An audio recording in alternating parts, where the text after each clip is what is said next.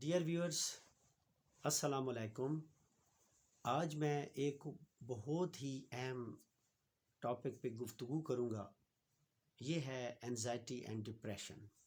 جب انسان مسلسل پریشان رہنے لگتا ہے اور نا امیدی کا شکار ہو جاتا ہے تو ایسی صورتحال میں اس کی جو عزت نفس ہے اس میں کمی واقع ہو جاتی ہے اور اس کی پرفارمنس صحیح نہیں رہتی اور وہ احساس کمتری کا بھی شکار ہو جاتا ہے۔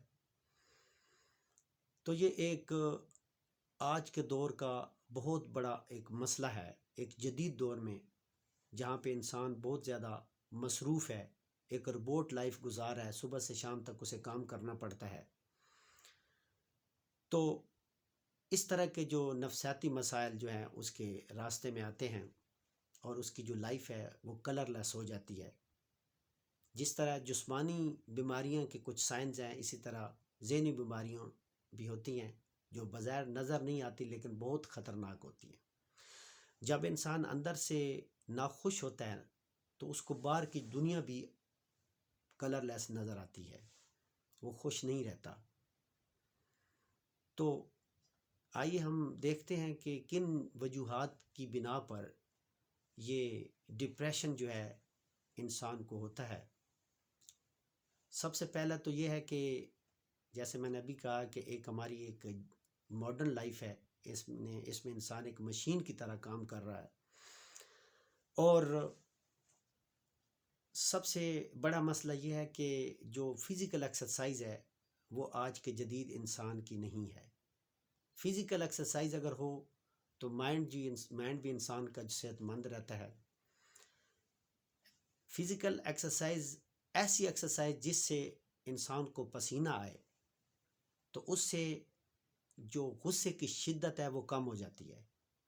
جو لوگ ایکسرسائز کرتے ہیں فزیکل ایکسرسائز ان کو اتنا غصہ نہیں آتا، یہ بے شک ٹیسٹ کر کے دیکھ لیں۔ اس سے ذہن سٹرانگ ہوتا ہے، ذہن ہیلدی ہوتا ہے۔ اور اس کے برعکس ایک اور بھی چیز ہے، کچھ لوگ جو ہیں ان کی ایکٹیویٹی نہیں ہوتی، وہ کام کوئی نہیں کرتے، گھر میں بیٹھے ہوتے ہیں۔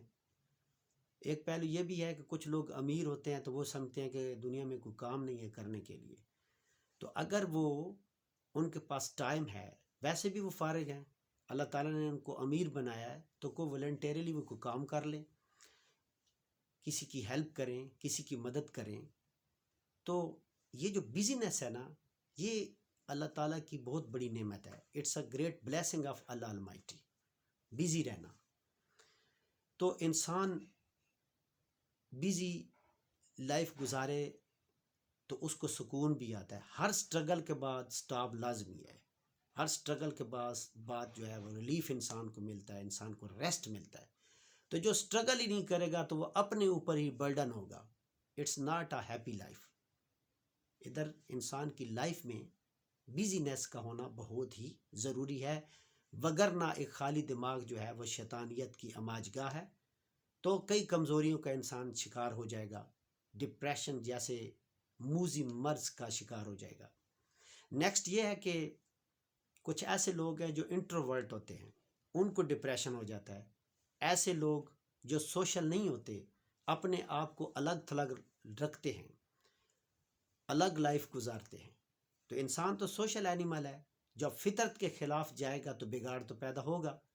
تو اس لیے ہمیں انسانوں کے اندر ہی رہنا ہے، ان سے بات چیت کرنی ہے، تو وہ اپنے ڈپریشن کو اس طریقے سے ختم کر سکتا ہے، لوگوں سے بات کر کے۔ اگر وہ لوگوں سے بات نہیں کرے گا تو اپنے جو دبے ہوئے جذبات جو ہیں ان کو نہیں نکال سکے گا، کیتھارسس نہیں لے سکے گا، اپنا غم کو غلط نہیں کر سکے گا، تو دوسروں کے ساتھ بات چیت کرنا بہت ہی لازم ہے اور یہی زندگی ہے۔ ٹھیک ہے۔ نیکسٹ یعنی کہ ایکسٹروورٹ جو لوگ ہوتے ہیں، جو سوشل ہوتے ہیں، وہ دوسروں کے ساتھ اپنے جو فیلنگز شیئر کرتے ہیں۔ تو یہ شیئرنگ والی عادت جو ہے انسان کی ہونی چاہیے، انسان کو دوسروں سے گفتگو کرنی چاہیے۔ اس کا جو دل کا بوجھ ہے وہ ختم ہو جائے گا، اندر کا دباؤ ختم ہو جائے گا، ڈپریشن ختم ہو جائے گا، انزائٹی ختم ہو جائے گی۔ تو ایکسٹروورٹ ہونا چاہیے، انٹروورٹ نہیں ہونا چاہیے۔ تو نیکسٹ ہے، کچھ لوگ جو ہیں وہ ان مائنڈفل ہوتے ہیں، ان کا ذہن وہ ڈس مینٹل ہوتا ہے، مینٹلی طور پر ایک چیز کی طرف وہ مرکوز نہیں ہوتے، ایٹ اے ٹائم ان کا دماغ کئی سمت میں چل رہا ہوتا ہے، تو یہ بھی چیز ڈپریشن کی طرف لے جاتی ہے۔ تو گویا آپ کو ایک ہی چیز پہ فوکس کرنا ہے، آپ ایٹ اے ٹائم جو انسان کا دماغ مختلف سمت میں اگر جائے گا تو وہ فوکس تو نہیں کرے گا، اس کا ذہن جو ہے منتشر رہے گا، تو یہ چیز اس کی مینٹلی جو یہ جو ویکنس ہے جو اس کو اس کی طرف لے جائے گی، ڈپریشن کی طرف سے انزائٹی کی طرف لے جائے گی۔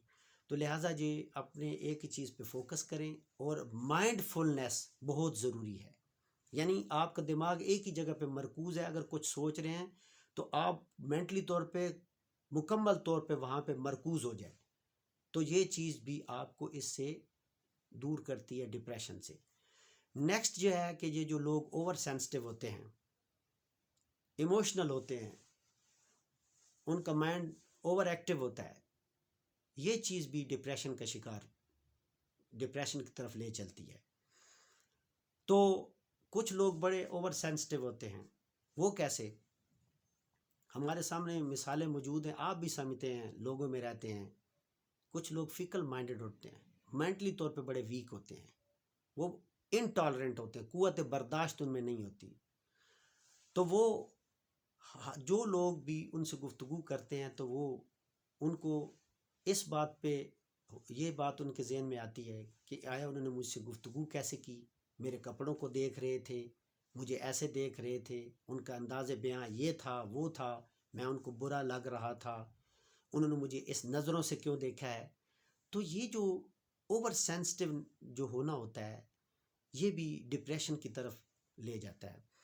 تو وہ لوگ جو اوور سینسٹیو ہوتے ہیں، لوگوں کو ہر وقت کریٹیسائز کرتے ہیں، اور ان کو ہر دفعہ کوئی نہ کوئی ہیلوسینیشن یا ہو جاتا ہے، وہم کا شکار ہو جاتے ہیں، تو یہ چیز جو اوور سینسٹیو جو ہونا ہوتا ہے یہ بھی ٹھیک نہیں ہے۔ ہماری سوسائٹی جو ہے یہ کلیش آف کریکٹر سے بھری ہوئی ہے، یہاں پہ کلیش آف سویلائزیشن ہے، کلیش آف کلچر ہے، ون سائیڈڈ لائف آپ نہیں گزار سکتے، آپ کو لوگوں کے ساتھ بیٹھنا ہے، ان سے گفتگو کرنی ہے، آپ کے بیہیویئر کو نوٹ کیا جائے گا، the bad way the bad end, the good way the good end. اگر آپ کا اچھا بیہیویئر ہوگا تو رزلٹ بھی اچھا ہوگا، آپ کا جو میگنیٹک ہے، آپ کی سوچ نیگیٹو نہیں ہونی چاہیے، یہ پازیٹیو ہونی چاہیے۔